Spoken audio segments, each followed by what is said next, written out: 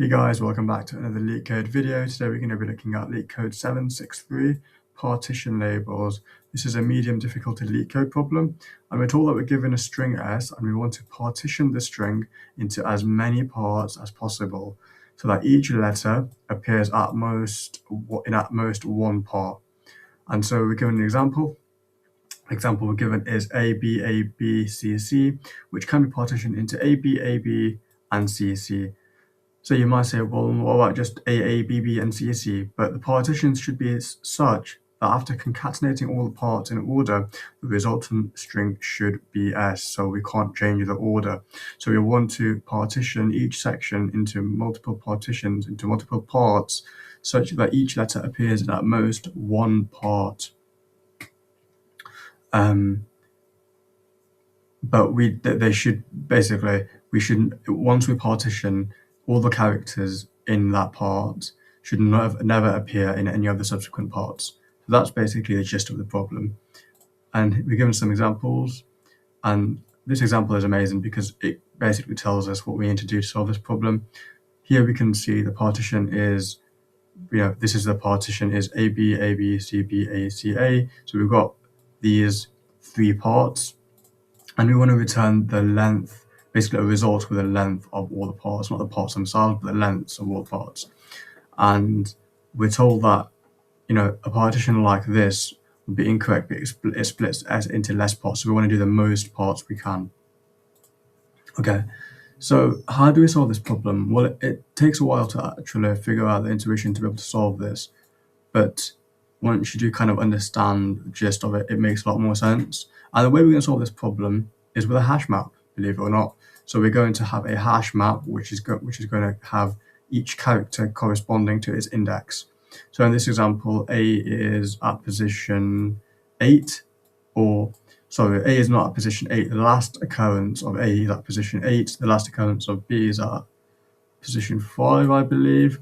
So in this example, I'm just going to have these two, but obviously we would go through our entire list and populate our last index hash map with all of the characters and the last occurrence of that character. And then what we want to say is, let's basically iterate through our list once we've got our hash map and have a max variable. So this max variable, we'll just set it to max, and it's going to be equal to, well, initially we're going to set it equal to 0. Actually, we're going to call this end. So we're going to call this end. So I'll put that back to 5. So we're going to have a variable called end, and initially it's going to be equal to 0. When we get to A, what's the max that we find? Well, the last occurrence is going to be 8. So instead of 0, this becomes 8. We move on to B. What is the last occurrence? The index of the last occurrence of B is going to be 5. Is 5 greater than 8? No, it's not. So the end stays at 8 because we want our part to have basically all characters only such that they appear once. We don't want to have only A's, but then we have B's which appear in other parts of our result. So we want to make sure each character appears only in that partition. So let's say we keep iterating through the list until we get to our end, which is 8. Once we get to 8, what do we want to do? We want to say, well, end is equal to our I pointer. And so we can add this part and we can scribble this part out and add it to our result. Or not add it to our result, we want to add the length to our result. And then so on and so forth. We'll basically just keep on adding our parts to our result list, and then we'll return our result list. So I hope that logic kind of made sense, guys, and it'll make more sense as we actually get coding. So the first thing we want to do is obviously create our hash map, which is going to be to store the last indexes the index of the last occurrences of all the characters in our string. So we're going to say hash map is going to be equal to an empty dictionary, and we're going to say for I and C, so for each index and character in, I'm going to enumerate the string S. We can say hash map C is going to be equal to I. This is basically just going to store in the indexes first. Let's create our last index hash map. Then we want to set our size. And what else did we say? Oh, we set a size and end, didn't we? Not max, size and end. It's going to be equal to 0 and 0. And we also want our result list, don't we? And then we want to say for IC, I want to enumerate again. We want to say in enumerate S. And what we're doing now, well, we want to say, let's increment our size, but let's also increment our end if need be, if the index that we get is greater than the current index of, or is greater than n. So we want to say size plus equals 1. End is going to be equal to, so it's either going to be equal to end if n is greater, or, 1 second, it's going to be equal to the max of end, or it's going to be equal to,